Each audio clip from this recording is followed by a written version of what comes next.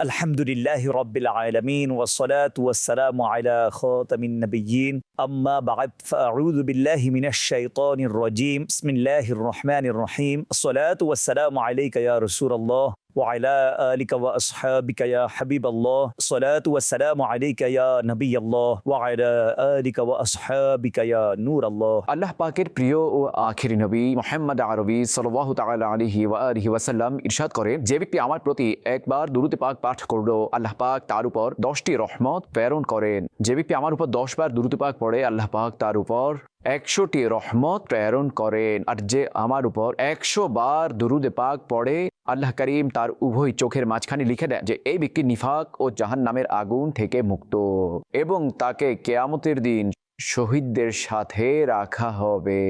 সল্লু আলাল হাবিব সাল্লাল্লাহু তাআলা আলা মুহাম্মদ সাল্লাল্লাহু আলাইহি ওয়া আলিহি ওয়াসাল্লাম। মাদারিন চ্যানেলের দর্শকবৃন্দ, হযরত ইব্রাহিম আলাইহিস সালামের আদর্শ অনুষ্ঠানে স্বাগতম। আমাদের আজকের পর্বের বিষয় হলো হজ এবং আল্লাহওয়ালাদের স্মৃতি বিজড়িত ঘটনাবলী। মনে রাখবেন যে ইসলামে অধিকাংশ আমল কোনো না কোনো আত্মাকে প্রশান্ত করা ঘটনার স্মৃতি পুনরুজ্জীবিত করার জন্য নির্ধারণ করা হয়েছে। উদাহরণস্বরূপ, রমজান মাসের কিছু দিন খতামুন নবিয়্যিন সাল্লাল্লাহু আলাইহি ওয়াসাল্লাম হেরা গুহায় কাটিয়েছিলেন। এই সময়ে হুজুর আলাইহিস সালাতু ওয়াসসালাম দিনে পানাহার থেকে বিরত থাকতেন এবং রাতে আল্লাহর জিকিরে মগ্ন থাকতেন। তাই আল্লাহ তাআলা এই দিনগুলোর স্মৃতি পুনরুজ্জীবিত করার জন্য রোজা ফরজ করেছেন, যাতে তার প্রিয় মাহবুব আলাইহিস সালাতু ওয়াসসালামের সুন্নাত কায়েম থাকে, প্রতিষ্ঠিত থাকে। অর্থাৎ রোজা রেখেও যেন কারো আমল পালন করা হচ্ছে। একইভাবে হজ করার সময়ও এমন অনেক আমল রয়েছে যা আল্লাহর ওলিদের স্মৃতিকে সতেজ করার জন্য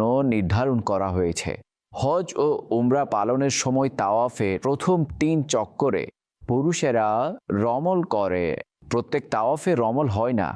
আপনি কি জানেন রমল কি এবং এর শুরু কিভাবে হয়েছিল? আসুন শুনি। তাওয়াফের শুরুর 3 চক্করে বাহুদয় নেড়ে নেড়ে, অর্থাৎ কাঁধ নেড়ে নেড়ে এবং খুব বিরক্তির সাথে হেঁটে তাওয়াফ করাকে আরবি ভাষায় রমল বলা হয়। আল্লাহর প্রিয় ও আখিরি নবী সাল্লাল্লাহু আলাইহি ওয়াসাল্লাম যখন কাবা প্রাঙ্গণে প্রবেশ করলেন, তখন কিছু কুরাইশ কাফের হিংসার কারণে এই দৃশ্য সহ্য করতে পারল না এবং পাহাড়ে চলে গেল। কিন্তু কিছু কাফের কাছেই দাঁড়িয়ে চোখ বড় বড় করে তাওহীদ ও রিসালাতের প্রেমে মত্ত মুসলমানদের তাওয়াফ দেখতে লাগলো। তারা নিজেদের মধ্যে বলতে লাগলো যে এই মুসলমানরা আবার কি তাওয়াফ করবে? এদের তো ক্ষুধা এবং মদিনার জ্বর দুর্বল করে দিয়েছে। তখন খতামুন নবিয়্যিন সাল্লাল্লাহু তাআলা আলাইহি ওয়া আলিহি ওয়াসাল্লাম মসজিদে হারামে পৌঁছে ইজতিবা করে নিলেন, অর্থাৎ চাদরটি এমনভাবে গায়ে দিলেন ফলে তার ডান কাঁধ শরীফ এবং বাহু উন্মুক্ত হয়ে গেল। আর হুজুর সাল্লাল্লাহু আলাইহি ওয়াসাল্লাম ইরশাদ করলেন, মহান আল্লাহ পাক তাদের উপর তার রহমত প্রেরণ করুন যারা এই কাফিরদের সামনে নিজের শক্তির প্রকাশ করবে। এরপর হুজুর আলাইহিস সালাতু ওয়াসসালাম আপন সাহাবীদের সাথে প্রথম 3 চক্করে কাঁধ নেড়ে নেড়ে, বাহু এবং কাঁধ নেড়ে নেড়ে এবং খুব বিরক্তির সাথে হেঁটে তাওয়াফ করলেন। ফলে এই সুন্নাত আজও বিদ্যমান রয়েছে এবং কিয়ামত পর্যন্ত বিদ্যমান থাকবে। তো কাবার তাওয়াফ পালনকারী প্রথম 3 চক্করে রমল করে।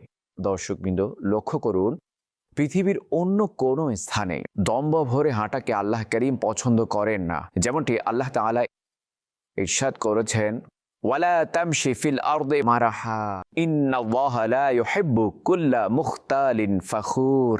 এবং জমিনে দম্ভ ভরে বিচরণ করো না, নিশ্চয়ই আল্লাহ কোনো অহংকারী দাম্ভিককে পছন্দ করেন না। কিন্তু যখন তার আখিরি নবী সাল্লাল্লাহু আলাইহি ওয়া আলিহি ওয়াসাল্লাম তার মহিমামণ্ডিত ঘর বাইতুল্লাহ তাওয়াফ করার সময় কুরাইশ কাফেরদের নিজের শক্তি দেখাচ্ছিলেন এবং কাঁধ নেড়ে নেড়ে এবং অত্যন্ত প্রভাব ও প্রতিপত্তির সাথে হাঁটলেন, তখন আল্লাহর কাছে এই ভঙ্গি এত পছন্দ হলো যে একে কিয়ামত পর্যন্ত স্থায়ী করে দিলেন। এখন প্রত্যেক তাওয়াফকারী প্রথম 3 চক্করে রমল করেন। যদিও এখন সেখানে কুরাইশ কাফের নেই, আর কাউকে নিজের শক্তি দেখানো উদ্দেশ্য নয়, না তাদের কোনো নামগন্ধ আছে, শুধু এবং শুধুমাত্র আল্লাহর আখিরি নবী সাল্লাল্লাহু আলাইহি ওয়া আলিহি ওয়াসাল্লামের প্রিয় আমলটিকে উজ্জীবিত রাখা উদ্দেশ্য। সুধী দর্শক, কাবা শরীফে তাওয়াফের পর মাকামে ইব্রাহিমের কাছে 2 রাকাত নফল নামাজ আদায় করা হয়। আপনি কি জানেন এখানে কেন নামাজ পড়া হয়? এর সাথেও আল্লাহ করিমের প্রিয় খলিল ইব্রাহিম আলাইহিস সালাতু ওয়াস সালামের স্মৃতি জড়িত আছে। আসুন শুনি। মাকামে ইব্রাহিম একটি পবিত্র পাথর যা কাবা শরীফ থেকে কয়েক গজ দূরে রাখা আছে। হযরত ইব্রাহিম আলাইহিস সালাতু ওয়াস সালাম যখন পবিত্র কাবা শরীফ নির্মাণ করছিলেন, যখন দেয়াল মাথার উপর উঠে গেল, তখন এই পাথরের উপর দাঁড়িয়ে হযরত ইব্রাহিম আলাইহিস সালাতু ওয়াস সালাম কাবার দেয়াল সম্পন্ন করেছিলেন। এটি তার মুজিজা ছিল যে এই পাথর মোমের মতো নরম হয়ে গিয়েছিল এবং তার 2 পবিত্র কদমের গভীর ছাপ এই পাথরে পড়ে গিয়েছিল। তার মোবারক কদমের ছাপের বরকতে এই পাথরের মর্যাদা ও শ্রেষ্ঠত্বে এমনভাবে বাহার এসে গেল যে আল্লাহ তাআলা তার পবিত্র কিতাব, তার প্রিয় এবং সর্বশেষ কিতাব আল কোরআনে 2 স্থানে এর মহিমা বর্ণনা করেছেন। এক জায়গায় ইরশাদ করেছেন, ফিহি আয়াতুম বাইয়িনাতুম মাকামু ইব্রাহিম, তাতে রয়েছে সুস্পষ্ট নিদর্শন সমূহ ইব্রাহিমের দাঁড়ানোর স্থান। অন্য জায়গায় এই পাথরের মহিমা বর্ণনা করে বলেছেন, ওয়াত্তাখিযু মিন মাকামি ইব্রাহিমা মুসাল্লা, এবং হে মুসলমানরা, তোমরা ইব্রাহিমের দাঁড়ানোর জায়গাকে নামাজের স্থান বানাও। সম্মানিত দর্শক, আজও এই পাথরে হযরত ইব্রাহিম আলাইহিস সালামের কদমের ছাপ বিদ্যমান আছে, যা নিঃসন্দেহে হযরত ইব্রাহিম আলাইহিস সালাতু ওয়াস সালামের অনেক বড় মুজিজা এবং আল্লাহ করিমের উজ্জ্বল নিদর্শন সমূহের মধ্যে একটি বড় নিদর্শন। আল্লাহ তাআলা সমস্ত মুসলমানকে এই হুকুম দিয়েছেন যে তোমরা আমার পবিত্র ঘর খানায়ে কাবার তাওয়াফের পর এই পাথরের কাছে 2 রাকাত নামাজ আদায় করো। তোমরা নামাজ তো আমার জন্য পড়বে এবং সিজদা আমাকেই করবে, কিন্তু আমার এটা পছন্দ যে সিজদার সময় তোমাদের কপাল এই পবিত্র পাথরের কাছে জমিনে লাগুক, যে পাথরে আমার খলিল ইব্রাহিম আলাইহিস সালাতু ওয়াস সালামের কদমের ছাপ রয়েছে। উপস্থিত বৃন্দ, মকামে ইব্রাহিমের কাছে 2 রাকাত নফল নামাজ পড়ার পর সাফা ও মারওয়ার মাঝে সাই করা হয়। আপনি কি জানেন এই সাই কেন করা হয়? এই সাফা ও মারওয়ার সাই কেন করা হয়? শুনুন। সাফা ও মারওয়ার মাঝে সাই করাও আল্লাহর এক নেক বান্দি হযরত বিবি হাজরা রাদিয়াল্লাহু তাআলা আনহার স্মৃতিস্বরূপ।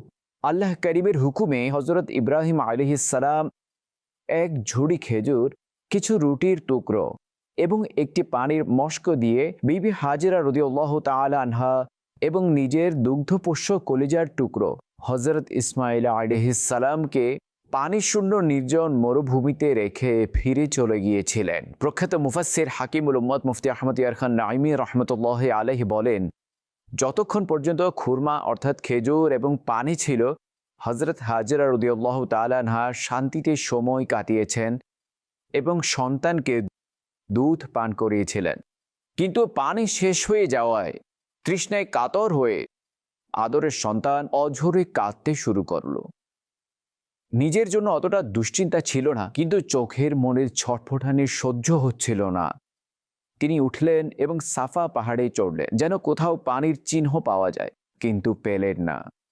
হতাশ হয়ে নিচে নামলেন, মারওয়া পাহাড়ের দিকে রওনা দিলেন, কিন্তু দৃষ্টি ছিল সন্তানের উপর। রাস্তার একটি অংশে সন্তান চোখের আড়াল হয়ে গেলে তিনি তা দ্রুত পার হওয়ার জন্য দৌড়ে চললেন। আড়াল থেকে বেরিয়ে আসার পর আবার স্বাভাবিক হাঁটতে লাগলেন। এভাবে মারওয়া পাহাড়ে পৌঁছে গেলেন। সেখানে চড়েও কোথাও পানি দেখলেন না। পুনরায় সাফার দিকে রওনা হন। এভাবে 7টি চক্কর দিলেন। প্রতিবারই মাঝপথে দৌড়াতেন।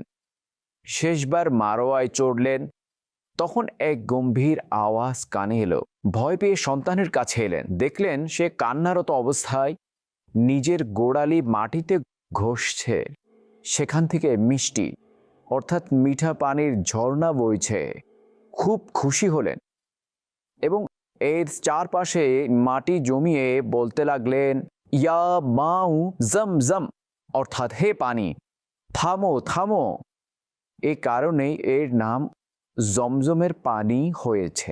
দর্শকবৃন্দ, লক্ষ্য করুন, পাহাড় তো বিশ্বের প্রতিটি প্রান্তে রয়েছে, কিন্তু যেসব পাহাড়ের সম্পর্ক আল্লাহ করিমের নেক বান্দি হযরত বিবি হাজরা রাদিয়াল্লাহু তাআলা আনহার সাথে হয়েছে এবং তিনি সেই দুই পাহাড়ের মাঝে 7 বার চলেছেন, এছাড়া দৌড়েছেন।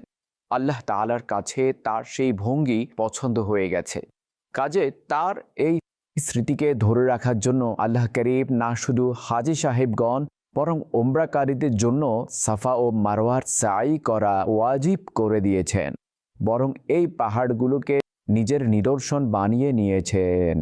ইন্না সফা ওয়াল মারওয়াতা মিন শাআইরিল্লাহ, নিশ্চয় সাফা ও মারওয়া আল্লাহর নিদর্শন সমূহের অন্তর্ভুক্ত। চিন্তার বিষয় হলো, হযরত বিবি হাজেরা রাদিয়াল্লাহু তাআলা আনহা তো পানির সন্ধানে সাফা ও মারওয়ায় 7 চক্কর দিয়েছিলেন। আজ সেখানে তার বরকতে প্রতিটি স্থানে জমজমের পানি বিদ্যমান আছে, কিন্তু তবুও হজ ও উমরাকারীদের জন্য 7টি চক্কর দেওয়া আবশ্যক, যেন আল্লাহ করিমের নেক বান্দির সেই স্মৃতি পালিত হতে থাকে। দর্শকবৃন্দ, একইভাবে হজের আমলগুলোর মধ্যে একটি হচ্ছে রমি করা। আপনারা কি জানেন রমি কাকে বলে আর এর শুরু কিভাবে হয়েছে? আসুন শুনুন। রমির অর্থ হলো জামারাতে কঙ্কর নিক্ষেপ করা, অর্থাৎ শয়তানদের পাথর মারা। মহান আল্লাহর নির্দেশ পালন করতে গিয়ে যখন হযরত ইব্রাহিম আলাইহিস সালাতু ওয়াস সালাম তার কলিজার টুকরো, তার প্রিয় সন্তান, তার শাহজাদা হযরত ইসমাইল আলাইহিস সালামকে কোরবানির জন্য নিয়ে যাচ্ছিলেন, শয়তান তার পরিচিত একজনের বেশে প্রকাশ পেল এবং জিজ্ঞেস করল, হে ইব্রাহিম, কোথায় যাওয়ার ইচ্ছা? তিনি জবাব দিলেন, একটি কাজে যাচ্ছি। সে জিজ্ঞেস করল, আপনি কি হযরত ইসমাইলকে জবাই করতে যাচ্ছেন? হযরত ইব্রাহিম আলাইহিস সালাতু ওয়াস সালাম বললেন, তুমি কি কোনো বাবাকে দেখেছ যে তার ছেলেকে জবাই করে? শয়তান বলল, জি হ্যাঁ, আপনাকে দেখছি। আপনি এই কাজের জন্যই যাচ্ছেন। আপনি ভাবছেন যে আল্লাহ করিম আপনাকে এই নির্দেশ দিয়েছেন। হযরত ইব্রাহিম আলাইহিস সালাতু ওয়াস সালাম ইরশাদ করলেন, যদি আল্লাহ আমাকে এই নির্দেশ দিয়ে থাকেন তবে আমি তার আনুগত্য করব। এখান থেকে হতাশ হয়ে শয়তান হযরত ইসমাইল আলাইহিস সালামের আম্মা জানের কাছে গেল এবং জিজ্ঞেস করল, ইব্রাহিম আপনার ছেলেকে কোথায় নিয়ে গেছেন? হযরত হাজেরা রাদিয়াল্লাহু তাআলা আনহা জবাব দিলেন, তিনি নিজের কাজে গেছেন। শয়তান বলল, তিনি তাকে জবাই করতে নিয়ে গেছেন। হযরত হাজেরা রাদিয়াল্লাহু তাআলা আনহা বললেন, তুমি কি কখনো কোনো বাবাকে দেখেছ যে তার ছেলেকে জবাই করে? শয়তান বলল, তিনি ভাবছেন আল্লাহ তাকে এই নির্দেশ দিয়েছেন। এটি শুনে হযরত হাজেরা রাদিয়াল্লাহু তাআলা আনহা ইরশাদ করলেন, যদি এমন হয় তবে তিনি আল্লাহ পাকের আনুগত্য করে খুব ভালো করেছেন। এরপর শয়তান হযরত ইসমাইল আলাইহিস সালামের কাছে এলো এবং তার সাথেও একইভাবে কথা বলার চেষ্টা করল, এই নির্দেশ পালন থেকে বিরত রাখার চেষ্টা করল, কিন্তু তিনিও একই জবাব দিলেন, অর্থাৎ যদি আমার বাবা, আমার আব্বুজান আল্লাহ পাকের নির্দেশে আমাকে জবাই করতে নিয়ে যান তবে তিনি খুব ভালো করছেন। যখন শয়তান বাবা ছেলেকে প্ররোচিত করতে ব্যর্থ হলো এবং জামারার কাছে আসলো, তখন হযরত ইব্রাহিম আলাইহিস সালাম তাকে 7টি পাথর মারলেন। পাথর মারতেই শয়তান তাদের পথ থেকে সরে গেল। এখান থেকে ব্যর্থ হয়ে শয়তান দ্বিতীয় জামরাতে গেল। ফেরেশতা আবার ইব্রাহিম আলাইহিস সালামকে বললেন, একে পাথর মারুন। তিনি আলাইহিস সালাতু ওয়াস সালাম তাকে 7টি পাথর মারলেন। তখন সে পথ ছেড়ে দিল। এবার শয়তান তৃতীয় জামারার কাছে পৌঁছালো। হযরত ইব্রাহিম আলাইহিস সালাম ফেরেশতার কথায় আরও একবার 7টি পাথর মারলেন। তখন শয়তান পথ ছেড়ে দিল। হযরত ইব্রাহিম খলিলুল্লাহ আলা নবীনা ওয়া আলাইহিস সালাতু ওয়াস সালাম এই 3 স্থানে শয়তানকে পাথর মেরেছিলেন। আজও হাজিরা এই 3 স্থানে পাথর মারেন। যদিও এখন সেখানে শয়তান নেই, কিন্তু তবুও ইব্রাহিম খলিলুল্লাহ ও ইসমাইল জবিহুল্লাহ আলাইহিমাস সালাতু ওয়াস সালামের স্মৃতি অম্লান রাখতে পাথর নিক্ষেপ করা হয়। একইভাবে কোরবানির ঈদের সময় যে কোরবানি করা হয়, এটিও হযরত ইব্রাহিম আলাইহিস সালাতু ওয়াস সালামের স্মৃতি, যা পরবর্তী মানুষের জন্য চলমান রাখা হয়েছে। যেমন আল্লাহ তাআলা ইরশাদ করেছেন, ওয়া তারাকনা আলাইহি ফিল আখিরিন সালামুন আলা ইব্রাহিম কাযালিকা নাজজিল মুহসিনিন ইন্নাহু মিন ইবাদিনাল মুমিনিন। আমি পরবর্তী বংশধরদের মাঝে তার প্রশংসা রেখে দিয়েছি। ইব্রাহিমের উপর সালাম বর্ষিত হোক। আমরা সৎকর্মশীলদের এভাবে প্রতিদান দেই। নিশ্চয়ই তিনি আমাদের উচ্চ মর্যাদার ঈমানদার বান্দাদের অন্তর্ভুক্ত। দর্শকবৃন্দ, আপনারা দেখলেন তো, হজের অনেক আমল আল্লাহর নেক বান্দাদের স্মৃতি বিজড়িত ঘটনাবলী অবিস্মরণীয় রাখতে নির্ধারিত হয়েছে। এতে আল্লাহর নেক বান্দাদের মাহাত্ম্য ও মর্যাদা প্রকাশ পায়। অর্থাৎ যখন তাদের ভঙ্গি আল্লাহর কাছে এত প্রিয়, তখন স্বয়ং সেই মহান ব্যক্তিরা আল্লাহর কাছে কতটা প্রিয় হবেন। আল্লাহ করিম আমাদের এই প্রিয় ব্যক্তিদের প্রতি সত্য ও একনিষ্ঠ ভালোবাসা দান করুন এবং তাদের বরকতে আমাদের ধন্য করুন। আমিন। বিজাহি খাতামিন নবিয়্যিন সাল্লাল্লাহু আলাইহি ওয়া আলিহি ওয়াসাল্লাম।